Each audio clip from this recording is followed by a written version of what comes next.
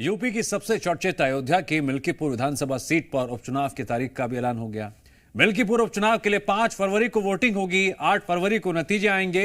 ये seat Samajwadi party सांसद अवधेश प्रसाद के विधायकी से इस्तीफा देने के बाद खाली हुई।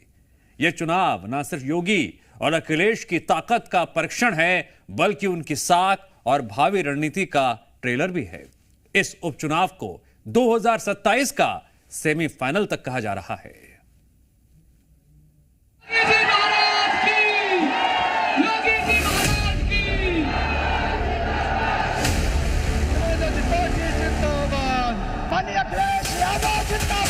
माफिया समानांतर सरकार चला करके अराजकता और गुंडागर्दी का एक और तांडव करते थे। चुनाव नहीं कराया, इन्होंने पुलिस के माध्यम से वोट लूटे।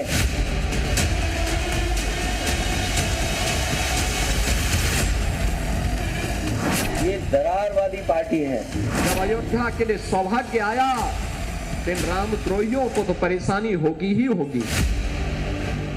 यूपी में 2025 के चुनावी संग्राम की शुरुआत अयोध्या से हो रही है, जिसे 2027 का सेमीफाइनल माना जा रहा है। एक तरफ मुख्यमंत्री योगी आदित्यनाथ अपनी हिंदुत्व की छवि और मजबूत तैयारी के साथ मैदान में हैं, तो दूसरी ओर समाजवादी पार्टी के मुखिया अखिलेश यादव अपनी रणनीतिक सूझबूझ के दम पर बीजेपी को कड़ी टक्कर देने को तैयार है। बीते 2 हफ्ते में योगी आदित्यनाथ 3 बार अयोध्या का दौरा कर चुके हैं। कल मिल्कीपुर में बीजेपी के लिए एक रैली भी करने जा रहे हैं। 11 जनवरी को अयोध्या में श्री राम जन्मभूमि मंदिर की प्रतिष्ठा द्वादशी उत्सव में भी शामिल होंगे।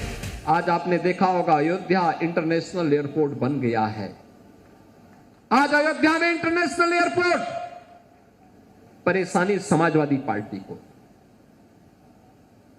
अयोध्या में विकास क्यों हो रहा है, यह परेशानी उनकी है। आज अयोध्या में देश के लिए कनेक्टिविटी है और कुछ ही दिनों के बाद इंटरनेशनल कनेक्टिविटी के साथ अयोध्या जुड़ने वाला है। जब अयोध्या के लिए सौभाग्य आया, तो इन रामद्रोहियों को तो परेशानी होगी ही होगी। इस समय यूपी महाकुंभ के रंग में रंगा है। महाकुंभ का आयोजन भी बीजेपी के पक्ष में माहौल बनाने का काम करेगा। करोड़ों श्रद्धालु जब प्रयागराज में जुटेंगे, तो पूरे उत्तर प्रदेश में भगवा लहर और हिंदुत्व का रंग और गहरा होगा। योगी आदित्यनाथ इस धार्मिक आयोजन के जरिए अपनी छवि को और मजबूत करने में लगे हैं, जिससे मिल्कीपुर में जीत की राह आसान होगी। नवंबर में यूपी की 9 सीटों पर उपचुनाव हुए थे, जिसमें बीजेपी ने 7 और समाजवादी पार्टी ने 2 सीटें जीती थी। लेकिन मिल्कीपुर उपचुनाव सबसे ज्यादा महत्वपूर्ण है, क्योंकि यहाँ की संसदीय सीट अयोध्या पर समाजवादी पार्टी ने परचम लहराया था। मिल्कीपुर उपचुनाव को लेकर अखिलेश यादव ने योगी सरकार पर निशाना साधा और कुंदरकी में बीजेपी की जीत को संभल हिंसा से भी कनेक्ट कर दिया।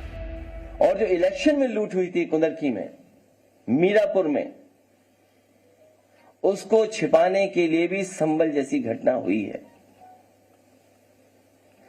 जानबूझ कर करके कुंदरकी का जो वोट की लूट हुई, जो पुलिस प्रशासन के माध्यम से वोट पड़वाए गए, जो वीडियो निकले, तस्वीरें आई, उससे आम जनमानस जान गया कि इन्होंने चुनाव नहीं कराया, इन्होंने पुलिस के माध्यम से वोट लूटे हैं। और वही सरकार कह रही है कि अगर कुंदरकी जीत सकते हैं तो मिल्कीपुर क्यों नहीं। मिल्कीपुर का उपचुनाव योगी बनाम ऑल के तौर पर देखा जा रहा है। जहां योगी अकेले अपने दम पर लड़ रहे हैं, तो वहीं विपक्षी दल मिलकर बीजेपी को हराने की कोशिश कर रहे हैं।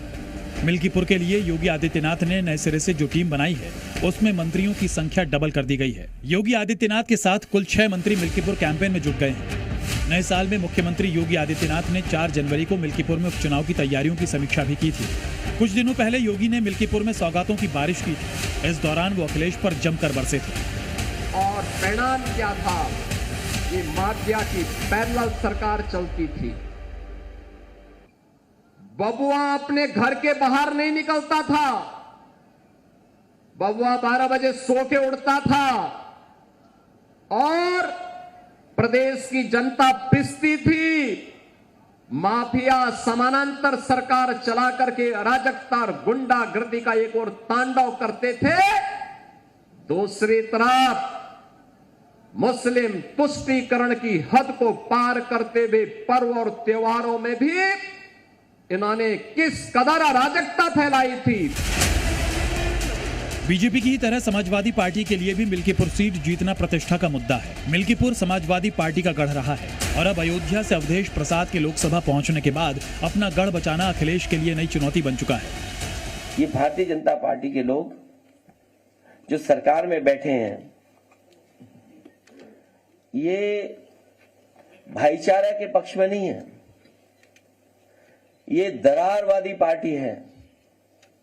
भारतीय जनता पार्टी दरारवादी पार्टी है, दरारवादी पार्टी। इनके लिए इंसान के जीवन का कोई मोल नहीं है, क्योंकि उसी से वो राजनीति करना चाहते हैं। अखिलेश जानते हैं कि बीजेपी के हिंदुत्व एजेंडे का मुकाबला सीधे तौर पर संभव नहीं है, इसलिए वो स्थानीय मुद्दों को चुनावी चर्चा का सेंटर पॉइंट बनाने की कोशिश कर रहे हैं। तो वहीं राम मंदिर, महाकुंभ और योगी की भगवा छवि बीजेपी के लिए फायदेमंद साबित हो सकती है। मिल्कीपुर का ये उपचुनाव केवल एक सीट का सवाल नहीं, बल्कि ये 2027 विधानसभा चुनाव की दिशा तय करेगा। अब ये देखना अहम होगा कि योगी की भगवा लहर के बीच अखिलेश की रणनीति कितना असर दिखाती है। ब्यूरो रिपोर्ट, जी मीडिया।